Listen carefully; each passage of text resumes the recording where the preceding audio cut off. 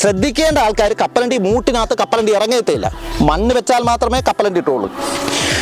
ഇതിനകത്ത് ഇതിന് 4 ചിറ്റായിരിക്കണം നമ്മൾ ചെയ്യുന്ന ഒരു കപ്പലണ്ടി.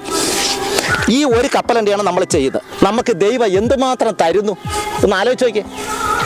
ഇതിനകത്ത് വല്ല ജോലിയുണ്ടോ? ഒരു ജോലിയില്ല. 100 ദിവസമാകുമ്പോൾ നമുക്ക് തരുന്നു.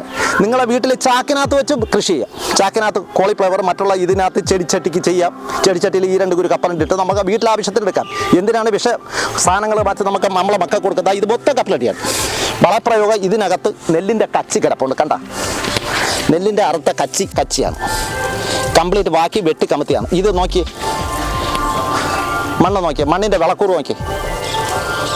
ഇത് തന്നെ ഒന്നഴിവിയാൽ മറ്റൊന്ന് വളമാവും, ഒന്നഴിവിയാലേ മറ്റൊന്ന് വളമാവുള്ളൂ.